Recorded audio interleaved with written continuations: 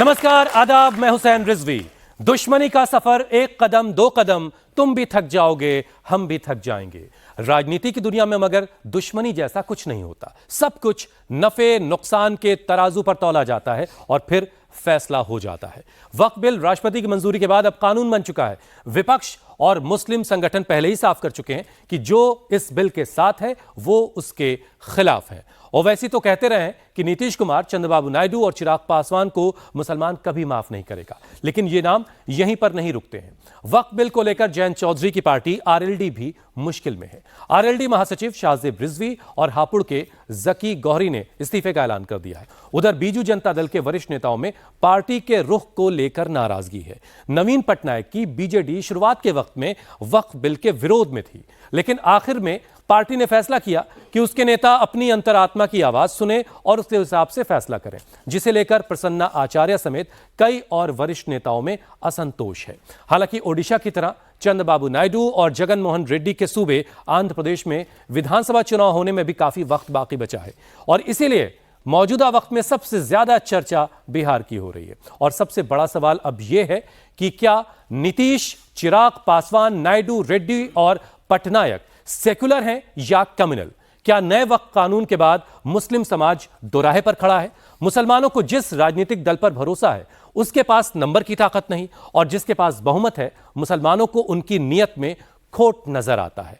तो नए वक्फ कानून के बाद मुसलमानों के पास आगे क्या रास्ता है? इन्हीं सवालों के आज हम जवाब तलाशेंगे कुछ बहुत खास मेहमानों के साथ। तो सबसे पहले आपकी मुलाकात अपने मेहमानों से करवाते हैं। तो सबसे पहले स्वागत कीजिए फैज खान साहब का। आप कन्वीनर हैं मुस्लिम राष्ट्रीय मंच के। बहुत बहुत शुक्रिया फैज स्टूडियो में आने के लिए। शादाब शम्स साहब का स्वागत कीजिए। आप चेयरमैन हैं वक्फ बोर्ड उत्तराखंड के। अब स्वागत कीजिए शादाब चौहान साहब का। आज शादाब स्क्वायर है हमारे पास। आप पॉलिटिकल एनालिस्ट हैं। और हाजी खान साहब हमारे साथ हैं। आप एक स्कॉलर हैं, मुस्लिम स्कॉलर। बहुत बहुत शुक्रिया सर, आपने स्टूडियो में आने की जहमत उठाई। तो सबसे पहले फैज आपसे ही शुरुआत कर लेते हैं। बहुत सारे विरोध प्रदर्शन, बहुत सारे सुझाव, बहुत सारी ईमेल्स, बहुत सारे संशोधन दिए गए सरकार को वक्फ बिल को लेकर के, लेकिन बहुत सारी चीजों को दरकिनार करते हुए अब ये बिल कानून की शक्ल ले चुका है। मुस्लिम संगठन पहले ही ऐलान कर चुके हैं, फैज साहब आप जान रहे बेहतर तरीके से, कि इसका सड़क पर भी विरोध होगा और कानूनी लड़ाई भी लड़ी जाएगी। लेकिन आप क्या देखते हैं, मुसलमानों के पास क्या रास्ता आपको नजर आता है मौजूदा वक्त में? बिस्मिल्लाहिर्रहमानिर्रहीम। रब्बिश रहली सदरी व यस्सिरली अमरी वहलुल उक़दतन मिन लिसानी यफ़क़हू क़ौली। बिरादरान हिंद, अस्सलाम वालेकुम रहमतुल्लाहि व क्या बरकातहू। पढ़ दिया शुरुआत में, जरा बता दीजिए वरना लोग समझेंगे पता नहीं क्या क्या कह दिया आपने। ये मैंने पढ़ा, या अल्लाह मेरे दिल को खोल दे, बड़ा कर दे, मेरी जबान की गठान को खोल दे। या अल्लाह मैं एक परीक्षा में बैठा हूँ, मुझे इसमें पास कर दे, ताकि मैं जो कहूँ लोग वही समझे, कोई मिसअंडरस्टैंडिंग ना हो। इसका मतलब बहुत उम्दा। चलिए अब आगे बढ़ाइए। जय हिंद, भारत माता की जय। आइए अब आपने जो प्रश्न किया है उस पर चलते हैं कि मुसलमानों के पास क्या रास्ता है। देखिए, ये शो है मोदी और मुसलमान। मोदी जी हिंदी और संस्कृत में शिक्षा की बात करते हैं। उन्होंने एक अरेबिक कोट करके भी बताया, अल हिकमतो ज़ाल्लतुल मोमिन फहसो वज़दहा अहक को बेहा। 1920 में गांधी जी ने गुजरात विद्यापीठ की स्थापना की थी। उसका ये सूत्र वाक्य है, सा विद्या या विमुक्ति और अल हिकमतो ज़ाल्लतुल मोमिन फहसो वज़दहा अहक को बेहा। यानी कि दुनिया में जहाँ भी ज्ञान मिले उसे अपना ही खोया हुआ ज्ञान मानकर निसंकोच हासिल करना हर मुसलमान का हक है। पैगंबर हज़रत मोहम्मद सल्लल्लाहु अलैहि वसल्लम के पास अल्लाह रब्बुल इज़्ज़त खालिक कायनात ने जो पहला शब्द भेजा हज़रत जिब्राइल अमीन के जरिए, इकरा था। इकरा बिस्मी रब्बिकल लज़ी खलक़। लेकिन आप किस कॉन्टेक्स्ट में जा रहे हैं? मैं कॉन्टेक्स्ट में ही आ रहा हूं। हाँ। मैं बिल्कुल कॉन्टेक्स्ट में आ रहा हूं। लेकिन सच्चर कमेटी की रिपोर्ट कहती है कि मुसलमान शिक्षा में सबसे पीछे। हमारे नबी भी वही बात फरमा रहे हैं। इस देश के प्रधानमंत्री मोदी जी ने भी शिक्षा की बात की। तो मुसलमानों को वर्गलाना, भड़काना आसान है। आप जिन्हें सोच रहे हैं कि मुसलमान सड़क पर बाहर आ गया है, ये मासूम है, बेचारे हैं, इनको पता ही नहीं है कि इनके हक में क्या है और हक में क्या नहीं है। ये ओवैसी साहब को सोचते हैं कि ये इनके कायद है, और मुस्लिम पर्सनल लॉ बोर्ड को सोचते हैं ये इनके कायद है। ये लोग जैसा चाहें, वो तो मुसलमानों को सोचता है कि आप भी उनके कायद हैं। तो आपने घूम घूम के मुसलमानों को क्या बताया, क्या समझाया? मुसलमान ये कह रहा है कि वक्फ को लेकर के जो नया कानून बना है ये उसकी संपत्ति को छीनने वाला कानून है, ये उसकी शिकायत है। तो आपने कितने मुसलमानों को समझाया कि वो गलत समझ रहा है? हम तमाम मुसलमानों के बीच जा रहे हैं और उनको समझा रहे हैं, और इसके पहले भी ये परिणाम आए हैं कि इंस्टेंट ट्रिपल तलाक या 370-35 या राम मंदिर के मुद्दे पर मुसलमानों की तरफ से वैसा कोई विरोध नहीं हुआ, इलावा कुछ पॉलिटिकल पार्टी के। ये हम सब काम कर रहे हैं, इसी का परिणाम। और अभी भी हम समझा रहे हैं कि जो वक्फ की प्रॉपर्टी पर अवैध कब्जे थे, गलत तरीके से उनका इस्तेमाल हो रहा था, मुसलमानों को अधिकार नहीं पहुंच रहा था, तो वक्फ की प्रॉपर्टी पर अवैध कब्जे थे। हाँ। लेकिन सरकार तो कह रही कि वक्फ बोर्ड ने बहुत सारा अवैध कब्जा कर रखा है, आप कह रहे हैं वक्फ की प्रॉपर्टी पर कब्जा था, तो दोनों कॉन्ट्राडिक्ट कर रहा है। यही बात है, वक्फ बोर्ड पे जो लोग काबिज थे, क्योंकि देखिए क्या हुआ, रोल एक्ट क्या था, बिना वकील अपील दलील के आप कुछ भी कर लीजिए। अभी तो उन्होंने पहले कानून बनाया और भारतीयों को गिरफ्तार किया अंग्रेजों ने। यही वक्फ बोर्ड को लेकर भी कुछ ऐसे नियम बनाए गए थे, लगभग रोल एक्ट की तरह, बिना वकील अपील दलील के। बहुत सारी चीजों की गड़बड़ियां हुई हैं। एक क्लॉज बता दीजिए कि जिसमें आप कह रहे हैं कि ऐसे कानून बनाए गए थे। भाई यही कि केवल आप ट्रिब्यूनल में अपील कर सकते हैं और कहीं कोई अपील नहीं कर सकते। वक्फ बोर्ड ने कहा कि भाई ये प्रॉपर्टी हमारी है, तो अब बेचारा मध्य प्रदेश के बालाघाट में कोई व्यक्ति है, उसको दौड़ के भोपाल आना पड़ेगा, तो वो बड़ी दिक्कत में पड़ जाएगा। और तमाम ये सब चीजों पे तो बहुत चर्चा हो चुकी है कि कैसे तमिलनाडु का 1500 साल पुराना मंदिर, सूरत म्युनिसिपल कॉर्पोरेशन, आजाद पार्क, ईडन गार्डन, अंबानी का घर, तमाम जगह में डिस्प्यूट चल रहा है। तो ये सब चीजें जो है गलत तरीके से इस्तेमाल हो रही थी। अब जो कानून आया है, अब इसमें ये सब नहीं चलेगा। मुसलमानों का जो सही अधिकार है, जो सच्चर कमेटी की रिपोर्ट भी करिए, 10% भी सही उपयोग हो तो 12,000 करोड़ रुपए की इनकम होगी वक्फ की प्रॉपर्टी से। चलिए, आप ये कह रहे हैं कि मुसलमान इस कानून को एक्सेप्ट कर लेगा, सड़क पर उतरने जैसी कोई बात इसमें नहीं है? नहीं है, बिल्कुल नहीं है। ठीक है। शादाब शम्स साहब, आप तो उत्तराखंड में वक्फ बोर्ड के चेयरमैन हैं, आप जरा ज्यादा बेहतर बता पाएंगे कि पहले से जो नियम कायदे आप लोग मानते आए और जो अब नियम कायदे आ गए हैं, नए जो नया कानून बन गया है, क्या फर्क है? और आपको जो आपके इलाके के यानी उत्तराखंड के जो लोकल मुसलमान हैं, उनसे बातचीत के बाद क्या लग रहा है कि वो क्या करने वाले हैं? वो आंदोलन की राह पकड़ेंगे या उनको ये कानून कबूल हो रहा है? मैं बहुत ईमानदारी से जितना मैंने महसूस किया वो ये है कि वक्फ बोर्ड लूट के अड्डे बन चुके हैं।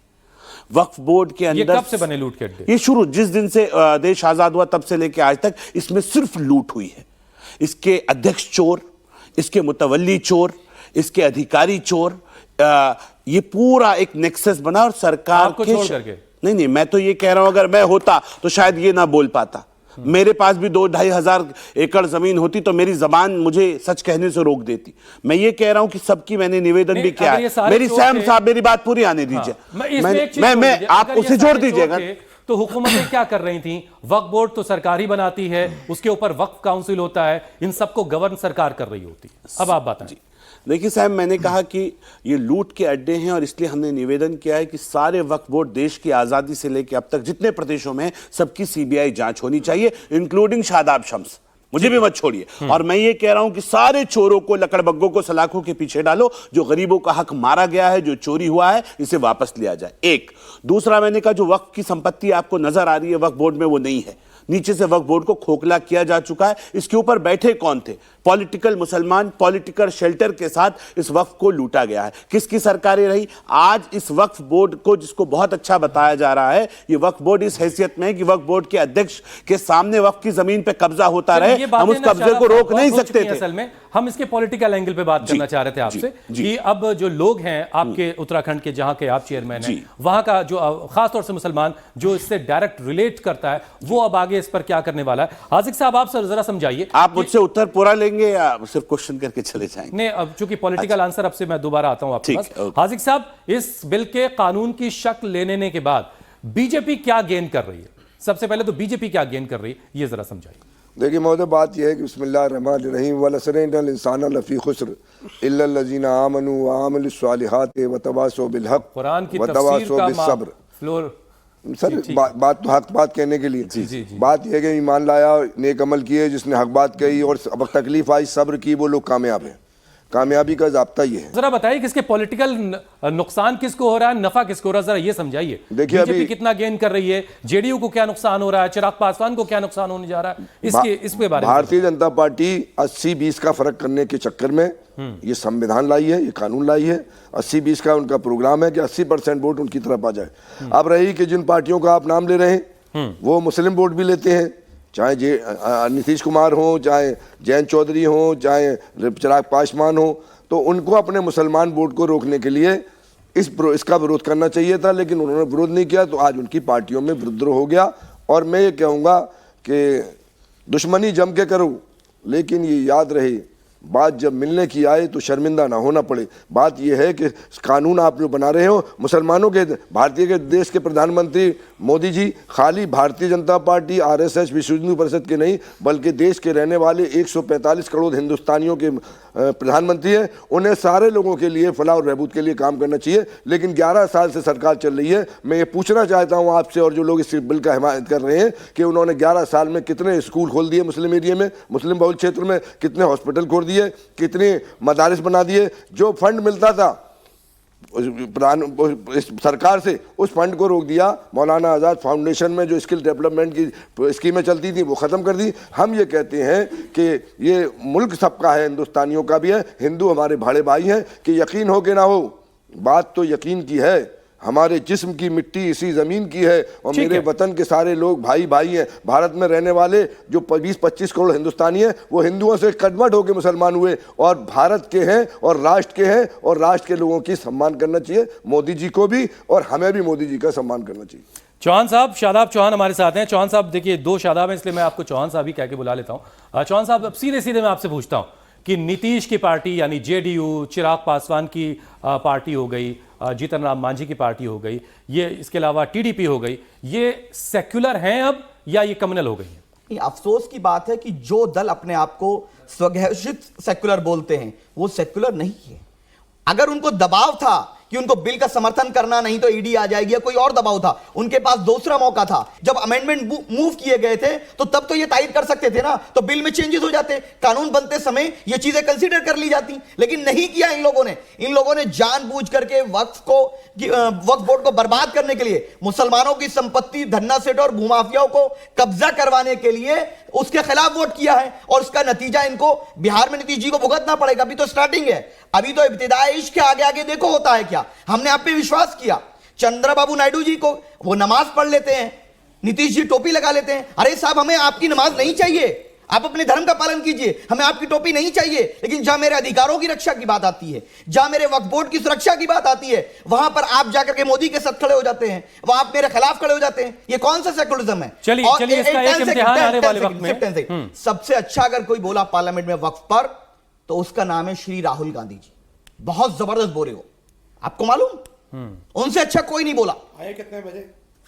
अरे भाई, जानते हैं आप यहां से ऐसे नहीं बोले। उनके लिए हमारे इश्यूज, मोहब्बत की दुकान में मुसलमान के लिए जगह नहीं है।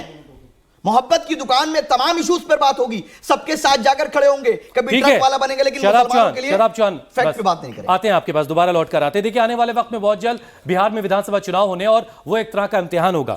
पिछले विधानसभा चुनाव में बिहार में 121 सीटों पर बीजेपी ने चुनाव लड़ा था और 74 सीटें हासिल की थी। जेडीयू को 43 सीटें मिली थीं और हमने 7 पर लड़ा था, 4 सीटें जीती थी। चिराग पासवान की पार्टी एक भी सीट नहीं जीत पाई थी। इस कानून के आने के बाद जो नाराजगी है उसको लेकर के अब वहां किस तरह के हालात होंगे, सारा फोकस जो है बिहार पर है। जरा तेजस्वी यादव को सुनिए, फिर बातचीत को आगे बढ़ाते हैं। हमारी सरकार आने पर किसी भी कीमत पे इस बिल को हम लोग बिहार में लागू नहीं होने देंगे,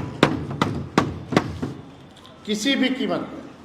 कूड़ेदान में ये बिल को फेंका जाएगा हमारी सरकार जब बनेगी। फैज साहब, ये सीधे सीधे तेजस्वी यादव ने ऐलान कर दिया है कि इस बिल को कूड़ेदान में डाल दिया जाएगा। मतलब ये कि बस इलेक्शन में हमको जिता दीजिए। बिहार हो सकता है आपका जाना भी हुआ हो, क्या देख रहे हैं आप, बिहार में क्या तस्वीर बन रही है इस बार?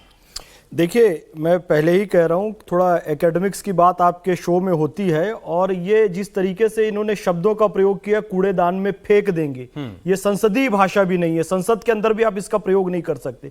तो यदि एक बड़े नेता है तो इन्हें ऐसा नहीं कहना चाहिए। आप देखिए, जो जनता के हित की योजनाएं हैं, आयुष्मान कार्ड योजना, इतनी अच्छी योजना, हर कोई लाभ उठा रहा है।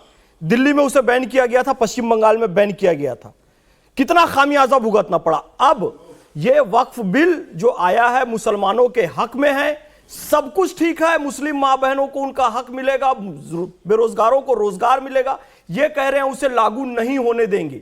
ये वही वाली योजना है कि व्यक्तिगत दुश्मनी है मोदी जी से, हम उनकी सरकार नहीं बनने देंगे, चाहे हमारे यहाँ सुरक्षा व्यवस्था की ये फैसला भी है। व्यक्तिगत दुश्मनी कैसी होती है? राजनीति में तो सब सामने सामने लग रहा होता है दुश्मनी जैसा, लेकिन सभी दोस्त होते हैं आपस में।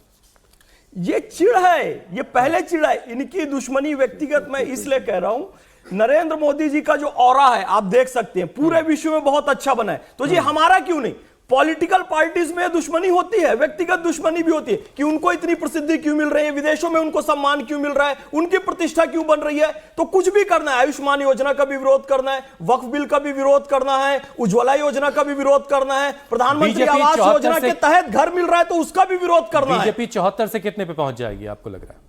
बीजेपी 74 से 74-75 का नंबर है, वो वहां से और कितना ऊपर जाएंगे इस नए कानून के आ जाने के बाद? बीजेपी की सीट निश्चित रूप से बढ़ेगी। फिर कह रहा हूं, मुसलमान अब पढ़ने लिखने लग गया है, मुसलमान अब समझदार हो गया है। इंस्टेंट ट्रिपल तलाक को खत्म करने के बाद मुस्लिम महिलाओं ने मोदी जी को वोट दिया। 74 से ये सीट निश्चित रूप से बढ़ेगी। मेरा ऐसा मानना है 10-12 सीटों में निश्चित इजाफा होने वाला है बीजेपी का, क्योंकि अब मुसलमान समझदार है, समझेगा और मोदी जी के साथ चलेगा। शादाब साहब, जरा ये समझाइए कि एक बात ये बहुत सारे जानकार कह रहे हैं कि बीजेपी ने इस कानून को लाकर के एक साथ कई लोगों को साधा है, एक साथ कई तीर चलाए हैं। एक तरफ ये कहा गया कि मुसलमानों के हित में ये फैसला है, इससे मुसलमानों को बहुत फायदा होगा। एक तरफ ये कहा गया कि ये बिल कांग्रेस लेकर आई थी और कांग्रेस ने इस बिल के जरिए मुसलमानों को बहुत नुकसान किया है, और उधर जेडीयू को बड़ा नुकसान इस बिल की वजह से बिहार में होने जा रहा है। तो आप क्या देख रहे हैं इस बार बिहार में जेडीयू कहां पर आकर सिमटेगी? किस नंबर तक आप देख रहे हैं कि वो पहुंच पाएंगे? जेडीयू जहां आएगी वहां आएगी, वो तो बात की बात है। फिलहाल आप इस वक्फ की बात कर रहे हैं। वक्फ ये है कि गरीबों को उनका हक मिले, एक उम्मीद जिसके ऊपर चंद अमीर डाका डाल के बैठे थे, जो अपने आप को सो कॉल्ड मुसलमानों का हितैषी कहते हैं, जो अपने आप को मुसलमानों का रहबर कहते हैं, जो पॉलिटिकल मुसलमान है, जो विरोध कर रहा है, जो अपने आप को मुसलमानों का सब कुछ समझते हैं, वही डाका डाल के बैठे थे। वक्फ किसके लिए था? गरीबों के लिए। बैठा कौन है? अमीर। अभी गिनवा रहे थे शादाब साहब, इतनी प्राइम प्रॉपर्टीज हैं, इतनी प्राइम प्रॉपर्टीज छीन ली जाएंगी बड़े लोग। आज कौन बैठा है? उस गरीब का नाम बताओ जो इन प्राइम प्रॉपर्टीज पे बैठे हैं। बेवकूफ समझा है देश के गरीब मुसलमान को। लूटते रहो, लूटते रहो, लूटते रहो, और बाद में जब उसकी लड़ाई की बात आए तो कह दो नहीं ये छीन लेंगे। इसलिए मतलब दूसरे की बेटी की इज्जत आप दूसरा लूट रहा है तो दिक्कत आप लूट लेंगे तो ठीक। कमाल कर दिया भाई, मजाक बना के रख दिया। आज ईमानदारी के साथ हम भी मुसलमान हैं। नहीं शादाब साहब, गरीब मुसलमानों को फायदा कैसे होगा, जरा वो बता दीजिए। बहुत अच्छा सवाल। कैसे फायदा होगा? गरीब मुसलमानों को इस प्रॉपर्टी को अब गरीब मुसलमानों को दिया जाएगा, इसे डेवलप किया जाएगा प्रॉपर्टी को, इसके ऊपर आवास बनाए जाएंगे। कोई रोड मैप है इसका? बिल्कुल रोड मैप है। आपको क्या लग रहा है इतनी बड़ी सरकार इतना बड़ी मुहिम चला रही है कि हवा में चला रही है क्या? इन जमीनों को जिसके ऊपर माफिया बैठा है सबसे वापस लेंगे और इनको तैयार करा के इसके ऊपर अपार्टमेंट बनेंगे। गरीब बेघर मुसलमान को घर दिया जाएगा। जिसके पास बच्चे के रोजगार नहीं है उसको रोजगार दिया जाएगा। जिस बुजुर्गों के पास घर नहीं है उन्हें शेल्टर होम्स दिए जाएंगे। इनके ऊपर अच्छे स्कूल बनाए जाएंगे गरीब बच्चों के लिए, बेटियों के लिए अच्छे कॉलेजेस बनेंगे, अच्छी यूनिवर्सिटीज बनेंगी। 75 साल में कुछ नहीं किया। 75 साल वर्सेस मोदी कार्यकाल कर लीजिएगा कंपेयर। अगर हम गलत निकले, मोदी सरकार गलत निकली, कान पकड़ के हमें भी बाहर कर दीजिएगा। हम गलती मानेंगे, स्वीकार करेंगे, लेकिन यह नहीं चलेगा 75 साल में आपने बेवकूफ बनाया। आज जब कुछ अच्छा होने जा रहा है, गरीबों के लिए बेहतर होने जा रहा है, तो आज आपके पेट में दर्द हो रहा है। हाँ भी चौहान साहब, शम्स साहब ने एक बात कही कि वक्फ की संपत्तियों पर गरीब नहीं बल्कि दौलतमंद कब्जा करके बैठे हैं जी। हाँ, यतीम खाने को 22 करोड़ में खरीदकर उसमें दुनिया का सबसे बड़ा महल किसका बना हुआ है? आपने नहीं बताया। बेचा कार्रवाई हुई आज सुप्रीम कोर्ट में। तारिक अनवर कौन सी पार्टी के हैं? सुप्रीम कोर्ट में पहुंचा। तारिक अनवर कौन सी पार्टी के हैं? कांग्रेस। सर कंप्लीट कर लें जी। वो सुप्रीम कोर्ट पहुंचा आज। यतीम खाने पे मकान किसका बना हुआ है? सबसे ज्यादा अगर कब्जा किया हुआ अगर किसी ने तो सरकार ने वक्फ की संपत्तियों पर कब्जा किया हुआ है। दूसरी चीज, आप कह रहे हैं कि इससे बड़ा डेवलपमेंट हो जाएगा। मैं तो बड़ी हैरत में हूं, जो कल तक बाइकॉट की बात करते थे इनके लीडर्स, हमारे खिलाफ बड़े बड़े उल्टे सीधे मुसलमानों के खिलाफ स्टेटमेंट देते थे, और रात को 3-3 बजे हिंदू बच्चों को रोजगार की बात नहीं कर रहे, हिंदुओं के विकास की बात नहीं कर रहे, वो सिर्फ मुसलमानों की चिंता कर रहे हैं रात को 3 बजे तक। इतनी चिंता कब से होने लगी? आप ये बताएं, जिस पार्टी के पास एक लोकसभा एमपी नहीं है मुसलमान, वो मुसलमानों की चिंता कर रहे हैं। जिनके पास एक महिला मुस्लिम एमपी नहीं है, वो मुसलमानों की चिंता कर रहे हैं। दूसरी बात, आपने कहा कि हम पसमानदा और गरीबों को देने जा रहे हैं। आप बताइए सर कि क्या आप डिमांड ड्रिवन स्कॉलरशिप करने जा रहे हैं? आप सच्चर कमेटी की बात कर रहे हैं, क्या सच्चर कमेटी को आप इंप्लीमेंट करने जा रहे हैं? आप बार बार कह रहे हैं कि मुसलमानों के साथ अत्याचार हुआ। सर मुझे कंप्लीट करने दीजिए, आप फिर सवाल पूछेगा। आप कह रहे हैं हम न्याय करेंगे। लोकतंत्र के अंदर यह अधिकार है कि आप अगर सहमत नहीं हो तो विरोध कर सकते हैं। मुजफ्फरनगर में अगर 4 बच्चों ने काला बैंड बांधा तो आप उनको नोटिस देंगे, हम भी सिंबॉलिक प्रोटेस्ट करेंगे। उन्होंने बैंड बांधा तो आपने उनको नोटिस दे दिया। मैं पूरा ड्रेस पहन के आऊं, क्या मुझे आप मेरा एनकाउंटर कराने वाले हैं? अच्छा। सर आपको यह तय करना पड़ेगा कि अगर बीजेपी कुछ अच्छा करना चाहती है मुसलमानों के लिए, गुमराह करने की जरूरत नहीं है। पहला तो यह कि हमारी प्रॉपर्टीज पर डाका मत डालिए। सर आप ये बताइए, वक्फ जो संबल की मस्जिद है, ये डाला डाका होने के नाते क्या वो प्रोटेक्ट रहेगी नहीं रहेगी? ये डाल रहे हैं डाका। आप प्लेसेस ऑफ वर्शिप एक्ट को मानते हैं? डाल रहे हैं डाका। आप प्लेसेस ऑफ वर्शिप एक्ट को मानते हैं या नहीं मानते? सर ये बता दीजिए आप। जी हाँ शादाब साहब, आप एक मिनट की बात रखें ताकि मैं इसे फिर बच्चों कहते के हैं सवाल डाका डालना। यह है MIM, गुलाम दस्तगीर। मैरियट होटल बना है वक्फ की संपत्ति पर। वक्फ संख्या 67 और 96 और 97, फसली 1350 फसली, मस्जिद सुल्ताना बाग, और एक इन हाउस कमेटी के मेंबर असदुद्दीन ओवैसी। वाह, एक आवाज नहीं निकली। कैंसिलेशन ऑफ डीड नहीं, आप नहीं बोल, मैं बीच में नहीं बोला। सुनिए ना, सेंट्रल वक्फ तुम लुटवाओ, हम तो सेंट्रल वक्फ काउंसिल भी जाएंगे। रुक जाइए ना, तभी बता रहा हूं मैं, मुझे पता था अभी चिल्लाना शुरू होगा। यह एक मस्जिद चली जाए, शहीद हो जाती है, तकलीफ होती है मुसलमान को। ये 400 साल पुरानी मस्जिद, कुतुब शाही मस्जिद तोड़ी गई हैदराबाद के अंदर। कोई आवाज सुनी है आपने? वो जो दुनिया में, देश में मुसलमानों की आवाज बन रहे हैं, गायब। आवाज असदुद्दीन ओवैसी साहब की। हैदराबाद मोती गली, मकबरा नवाब 52 बहादुर शाह। आपने क्यों नहीं आवाज उठाई? आप उठा लेते। सर मैं अभी तो आए हैं ना, हम आपके पास पहली बार हम आए हैं, आपके चैनल पे पहली बार हमारी आवाज देश सुन रहा है। हम आवाज उठाने ही आए हैं। ये गरीब मजलूम मुसलमान की आवाज है, इसलिए आप तक और देश के लोगों तक पहुंचाने आए। हम ये कह रहे हैं, ये कौन है? MIM के बलाला ब्रदर्स, विधायक के भाई। ये फ्रॉड करें, ये जायज। मेरे यहां उत्तराखंड के अंदर 200 बीघा जमीन पर अकबर अहमद डंपी, सांसद, कांग्रेस के बहुत वरिष्ठ नेता, युवा कांग्रेस के, संजय गांधी जी के साथी, रिसोर्ट बनाया हुआ है। ये गरीब हैं। एक दूसरे नेता कांग्रेस के मुजफ्फरनगर से आते थे, सईदुज्जमा, ये गरीब हैं, ये कब्जा करके बैठे हैं पीरान कलियर शरीफ दरगाह की एक बहुत बड़ी हवेली पे। क्या बेशर्माई दिखाई है। और उसके बाद ईमानदारी का ढोंग, ईमानदारी का ड्रामा। अरे कुछ तो शर्म करो। यहां नहीं डर रहे, खुदा से तो डरो। ये सदका, ज़कात, खैरात का पैसा है, यतीमों का हक है, इस पे डाका डाल के बैठे हो। शर्म मर गई। यहां भी हिसाब होगा जब तुलेंगे अमल सबके मीजान पर, तब खुलेगा कि खोटा खरा कौन है। वहां पता चलेगा अल्लाह की बारगाह में। यहां तो बैरिस्ट्री चल जाएगी, यहां तो झूठ चला लोगे, लेकिन उसके यहां कैसे चलाओगे? गरीबों का हक मारते हो। जिसके पास 9 लाख एकड़ जमीन, जिसके बाप रजवाड़े, जिनके पास इतनी संपत्ति हो, उनके बच्चों के हाथ में लेकिन फिर वही सवाल आता है, गरीब मुसलमान का। नहीं शादाब साहब, फिर वही सवाल आता है ना कि सेंट्रल वक्फ काउंसिल क्या कर रहा था, वक्फ बोर्ड क्या कर रहा था, हुकूमत क्या कर रही थी? सर कहां चल रहा था वक्फ बोर्ड? वक्फ बोर्ड तो इस औकाफ के जो सिस्टम है ना, आपको मालूम है, पिछले 22 साल से एक व्यक्ति उत्तर प्रदेश का अध्यक्ष है। सरकारें बदल नहीं सकती, जो सपा में है वही। क्या बात कर रहे हैं आप? सरकार नहीं बदल सकती, कौन बदल सकता है फिर? मैं यही बता। अच्छा बताइए, कहां बता देता हूं, सुन लीजिए। मैं तो वक्फ बोर्ड का अध्यक्ष हूं। हाँ, आपको मालूम है वक्फ बोर्ड के अंदर जो मेंबर्स होते हैं, 2 सांसद नामित कौन करती है? सर मैं बता रहा हूं, नामित कौन करती है? सरकार की बात। मुस्लिम सांसद हैं, मुस्लिम सांसद हैं क्या बीजेपी के? नामित कौन करेगा? सपा के आएंगे, बसपा के आएंगे, कांग्रेस के आएंगे? सुनते रहिए ना। अरे स्क्रूटनी का पावर तो है ना सर। अरे सर जो कह रहा हूं, आप सुनना नहीं चाह रहे। आप मैं सुनना नहीं चाह रहा हूं, आप सुन तो लीजिए। गलत बात थोड़े सुनूंगा। कि आप कुछ भी कहते रहिए। क्या आपने क्या समझा आपने? नहीं, आप जो बता रहे हैं वही समझ में आ अभी रही सुन बात। लीजिए ना, तभी मैं बोल रहा हूं। 2 सांसद सरकार नॉमिनेट जो करती है सांसद कोटे से, वो कौन सी पार्टी से आते हैं? हमारे यहां बदकिस्मती कि बीजेपी के सांसद नहीं है।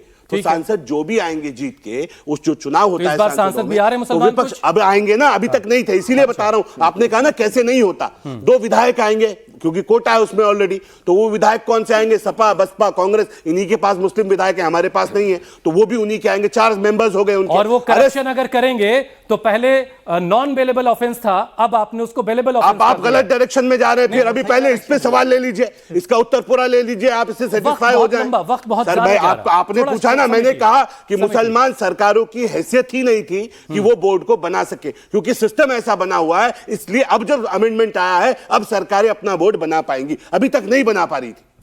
अच्छा, हम लोग बने, हम इसलिए बन गए कि उत्तराखंड नया स्टेट बना, वहां कोई मुस्लिम सांसद नहीं था, इसलिए उस कोटे के ऊपर सरकार ने हमें नामित कर दिया। जहां पूर्व सांसद भी होगा, वहां की सरकार को मुसलमान ही सांसद लाना पड़ेगा, ये मजबूरी है। ठीक है, और वो हमारे पास नहीं है, ये हमारी बदकिस्मती है। अपनी बात रख ली, फिर मुझे ऑडियंस के सवाल शामिल करने। बात यह है कि बोर्ड का जो प्लानिंग पहले से कर रही थी, वो सरकारें ही कर रही थी ना। अब सरकार में 30 साल सरकारें कांग्रेस की रही, आप- यही मैंने बोला ना जी। 30 साल से गुजरात में सरकार भारतीय जनता पार्टी की है, 30 साल से मध्य प्रदेश में है। मैंने बता दिया ना अरे सर, प्रॉब्लम, सर अभी तो वही तो बताया है ना। माँ तो MP MLA है ना, नहीं है ना बीजेपी नहीं है के, तो दूसरे लागे तो तभी तो है। जब अरे दूसरे सर, आते हैं, वो कांग्रेस के आते हैं, अरे यार, दूसरी पार्टियों के आते हैं, यहाँ परेशानी आ जाती है, मैं आपकी फिर बात बारी में वही बोला। बोली जाती है। अरे मैं आपकी बारी में ठीक बोला, है, वो बात आप सही अपनी अपनी हाँ, ठीक है। पार्लियामेंट में 543 MP आती हैं और 543 में सभी पार्टियों के होते हैं। अगर भारतीय जनता पार्टी की नहीं है तो जो पार्लियामेंट बोर्ड की जो कमेटियां बनती हैं, उस कमेटियों में और पार्टी के लोग भी डाले जाते हैं, उसमें क्या। लेकिन जो भ्रष्टाचार कर रहा है, चाहे वो दूसरी पार्टी का है, तो और ज्यादा जिम्मेदारी बनती है सरकार की कि उसके खिलाफ कार्रवाई की जाती। हम ये कहते हैं कि इन्होंने अभी कहा कि सबसे बड़ा मकान मुकेश अंबानी का बना हुआ है, उसको बचाने के लिए साजिश सजी जा रही है। किसने दिया? किसने दिया? जिसने भी दिया, तारिक अनवर कौन सी कांग्रेस पार्टी के नेता थे कि नहीं थे? कांग्रेस देती है, लेने की जिम्मेदारी हमारी। कांग्रेस भ्रष्टाचार करे, कांग्रेस ही जवाब दे। हम ये बढ़िया है भाई, ये इंसाफ है भाई, इंसाफ है क्या ये? हम ये बताइए, ये इंसाफ है क्या? ये ईमानदारी है क्या? चोरी करें ये और इल्जाम हम पे, कमाल हो गया सर। और हाजिक साहब, अब जरा ऑडियंस के सवाल लेने भी बड़े जरूरी हैं, बड़ी दूर से सब लोग आए हुए हैं। सर, आपने बताया आप उत्तराखंड के चेयरमैन थे जी, तो चेयरमैन है, तो चेयरमैन की जहां तक हमने पढ़ा पावर तो बहुत होती है, तो आपने अपनी पावर से कभी कुछ करा है सही? उसका कोई एक उदाहरण दे सकते हैं सर आप? बात सुनना। कोई ऐसा काम जो आपने उत्तराखंड में वक्फ की बेहतरी के लिए किया? गूगल कीजिए, ये 2 साल में हमने क्या किया आपको गूगल पे दिख जाएगा। आप डालिएगा मॉडर्न मदरसा इन उत्तराखंड, तो हमने अपने मॉडर्न मदरसों को मॉडर्न बनाया है। अब मेरे मदरसे हाईटेक बनेंगे, LED स्क्रीन के ऊपर पढ़ाई होगी, NCERT का सिलेबस मेरे बच्चे पढ़ेंगे, और वो हाफिज कुरान के साथ साथ अब डॉक्टर, इंजीनियर, फिलोसोफर भी बन पाएंगे। सर, आप मॉडर्न मदरसा, बात पूरी हो जाए। मॉडर्न मदरसा हमने बनाया है। नहीं, बोर्ड ने बनाया है जी, वक्फ बोर्ड सरकार ने उत्तराखंड ने बनाया 10B वक्फ संख्या 10B के अंदर पर्सनल इनिशिएटिव मॉडर्न लेते हुए मदरसा आपने बनाया। बहुत जल्द हम इसी महीने उसका इनॉग्रेशन करने जा रहे हैं। बहुत अच्छी आप बात। सब लोगों को भी इनवाइट करते हैं कि आप आइएगा। ठीक है हाजिक साहब, जो सो कॉल्ड सेकुलर पार्टियां खुद को कहती हैं, वो क्या मुसलमानों का नुकसान कर रही हैं?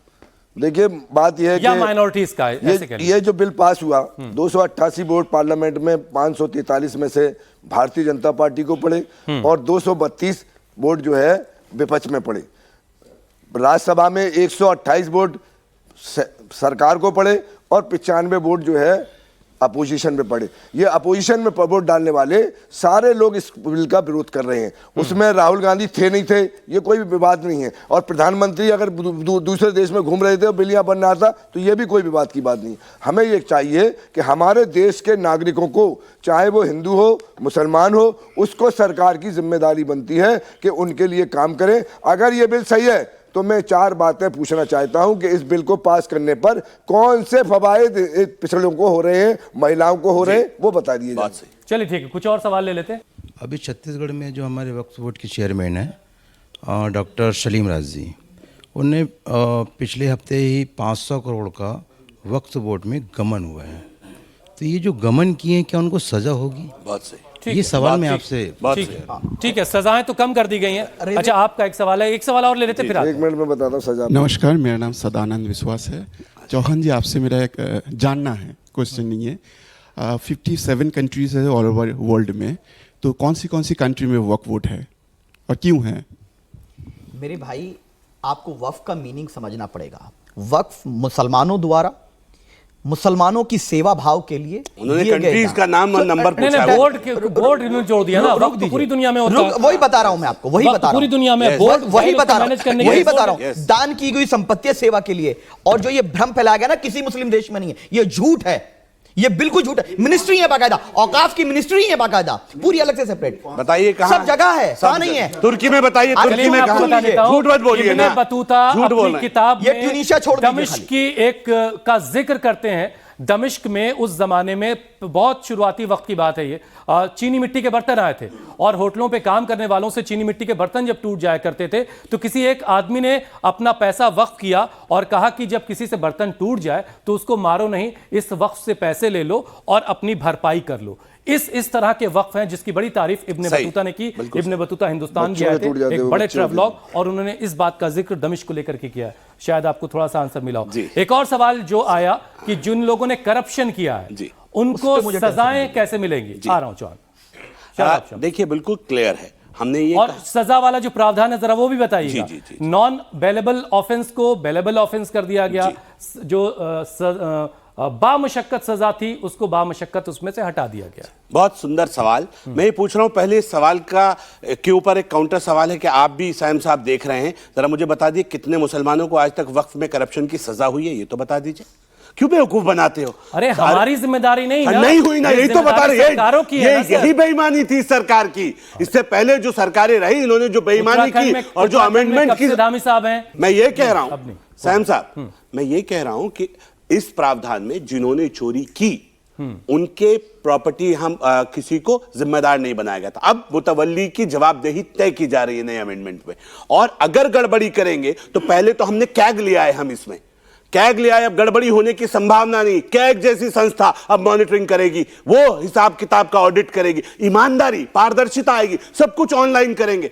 चोरी करने वालों को सजा कैसे मिलती है हम दिखाएंगे। हमारी सरकार है, लकड़बग्गों को सलाखों के पीछे डालेंगे, उनकी प्रॉपर्टी से प्रॉपर्टी की रिकवरी कराएंगे। अगर वक्फ का और मुसलमानों का फायदा होता है तो इससे बेहतर और बिल्कुल इससे होगा बेहतर क्या इंशाअल्लाह, हो सकता है? बिल्कुल ये होगा तो सब इंशाअल्लाह। चाहते हैं। बहरहाल अब बहुत बिल्कुल शो खत्म करने का वक्त हो गया। फैज साहब, एक आखिरी का 30 सेकंड आपके लिए। इसके जो पॉलिटिकल कॉन्सिक्वेंसेज हैं, सबसे पहले बिहार में दिखेगा, फिर उसके बाद पश्चिम बंगाल में होने वाला है। मुसलमान अब क्या मुसलमान किसी दोराहे पर आपको दिखाई देता है? कैसे अब आगे उसका सियासी सफर तय होगा और वक्फ की लड़ाई अब किस रुख पर जाएगी? बिल्कुल मुसलमान दो राहे में नहीं है, पूरी तरीके से प्रधानमंत्री श्री नरेंद्र मोदी जी के साथ है। और ये परिभाषा आप बदल चुकी है कि टोपी लगाकर आ जाओ तो धर्मनिरपेक्ष हो गए और तिलक लगा के आ जाओ तो आप सांप्रदायिक हो गए। ये परिभाषा बदल चुकी है, मुसलमान अब चीज को समझने लगा है। दूसरी बात यह कि हमें 25 मुस्लिम सांसद चाहिए कि 25 करोड़ मुसलमानों को न्याय चाहिए। तो 25 करोड़ मुसलमानों को न्याय चाहिए, ना केवल 25 मुस्लिम सांसद। न्याय भी चाहिए और सांसद भी चाहिए। सांसद चाहिए, लेकिन बार बार ये लोग प्रश्न करते हैं ना कि मुस्लिम सांसद क्यों नहीं बनाया। तो हम बताएं जी, फिर आपने जैनों को कितना बनाया, बौद्धों को कितना बनाया, हीनयानी को कितना बनाया, महायानी को कितना बनाया, महिलाओं को कितना बनाया। लेकिन हम चाहते हैं कि मुस्लिम सांसद बने, लेकिन बार बार ये नहीं कि जी सांसद नहीं है, विधायक पहले कांग्रेस करती रही वही गलती बीजेपी भी करे। आप ये सांसद विधायक बनने चाहिए, लेकिन इस बात को लेकर कटघरे में ना खड़ा किया जाए। न्याय सबको मिल रहा है, इंसाफ सबको मिल रहा है, योजनाओं का लाभ सबको बराबर मिल रहा है। राम मंदिर में 2 SC और 1 OBC पुजारी है, सुन लीजिए। और मैं आपको बताऊं कि कौशल भारत कुशल भारत योजना के तहत सबको लाभ मिल रहा है, किसी वर्ग विशेष को नहीं। OBC में मुसलमान आते हैं उनको छात्रवृत्ति मिल रही है, ST में मुसलमान आते हैं उनको छात्रवृत्ति मिल रही है, जो JRF निकालते हैं उनको छात्रवृत्ति मिल रही है। आप बोल रहे हो कि मुसलमान के नाम से अलग से छात्रवृत्ति दो। अरे भैया, जो सबको छात्रवृत्ति मिल रही है मुसलमानों को भी मिल रही है। स्किल डेवलपमेंट बंद नहीं किया गया है, कौशल भारत कुशल भारत के तहत सबको स्किल डेवलपमेंट प्रोग्राम से जोड़ा गया है। ये चाहते हैं मुसलमानों के लक्ष्य, ऐसा नहीं होगा साहब। सबका साथ, सबका विकास, सबका विश्वास के तहत बात चलेगी। हाजिक साहब, 1 मिनट आपके लिए।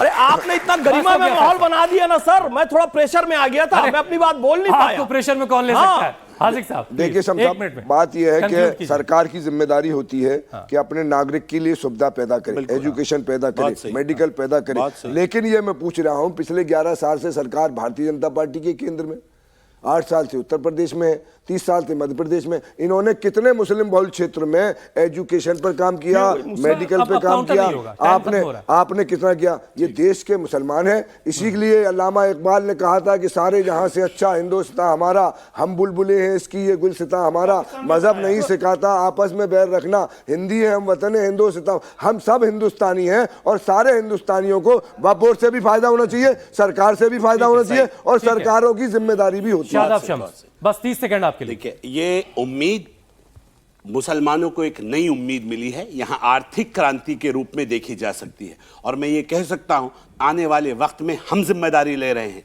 आने वाले वक्त में इस वक्त की संपत्तियों पे आपकी यूनिवर्सिटीज भी दिखाई देंगी, अच्छे स्कूल कॉलेजेस भी दिखाई देंगे और मुसलमान मुख्य धारा में जुड़ता हुआ भी दिखाई देगा। बहुत उम्दा, बहुत उम्दा। शादाब चौहान प्लीज 30 सेकंड में अपनी बात। जब भी भारतीय जनता पार्टी कोई कानून लेके आती है उसके इतने फायदे गिनाती है और जिसके लिए बिल लेकर आती है वो उसके खिलाफ खड़े हो जाते हैं। किसानों के बिल के लिए कितने फायदे गिनाए पे कितना डराया था? किसान बिल पर कितने इन्होंने झूठ फैलाया, वापस लेना पड़ा। इन्होंने कहा कि हम 370 को तरमीम करेंगे तो वहां पर टेररिज्म खत्म हो जाएगा। क्या हमारे जो सैनिक हैं वो शहादत नहीं दे रहे? इसीलिए हम कह रहे हैं कि ये वक्फ बिल नहीं है, ये वक्फ को बर्बाद करने के लिए, धन्ना सेठों को भूमि देने के लिए लाया गया है। और आने वाले समय में देखेंगे जिन्होंने सेकुलरिज्म का लिबादा ओढ़ करके मुसलमानों को धोखा दिया है, भारत के संविधान के साथ जो है गद्दारी की है, उनका जवाब सम्मानित जनता आने वाले चुनाव में देने जा रही है। बेहतर होता है कि सरकार विपक्ष के जो शक शुबात थे, सवाल थे, उनके जवाब विपक्ष को दे देती, मुस्लिम तंजीमों के जो शक थे उनको दूर करती तो ज्यादा बेहतर होता। लेकिन फिर भी जैसे शादाब शम्स कह रहे हैं, फैज कह रहे हैं कि एक उम्मीद है, आने वाले वक्त में पता चलेगा कि ये उम्मीद कितनी बर आती है और अगर मुसलमानों का वक्त का इससे फायदा होता है तो इससे अच्छी और क्या बात हो सकती है। बहरहाल इस प्रोग्राम को अगर आप और बेहतर बनाना चाहते हैं तो आप अपने सुझाव मुझ तक पहुंचा सकते हैं mail@indiatvnews.com के जरिए, और आप मुझसे जुड़ सकते हैं @DHusain Rizvi के जरिए। बहुत से सवालों सुझावों को दरकिनार करते हुए वक्फ बिल बहुमत से पास हुआ और अब कानून बन चुका है। मुस्लिम संगठन और विपक्ष सुप्रीम कोर्ट की दहलीज पर है, लेकिन इसकी एक काट राजनीतिक तरीके से भी तलाशी जा रही है। और इसका पहला इम्तिहान बिहार में होना है, जहां के लिए कहा जा रहा है कि मुसलमानों की नाराजगी नीतीश, पासवान, मांझी जैसे नेताओं को झेलनी पड़ेगी। लेकिन लोग कह रहे हैं कि वक्फ की लड़ाई अब मुश्किल तो है मगर नामुमकिन भी नहीं। इसीलिए इंसाफ की लड़ाई अदालत में होगी तो वोट का हिसाब किताब भी खूब किया जा रहा है। लेकिन शिकवा भी है, किसी को अपने अमल का हिसाब क्या देते? सवाल सारे गलत थे, जवाब क्या देते? बहुत बहुत शुक्रिया।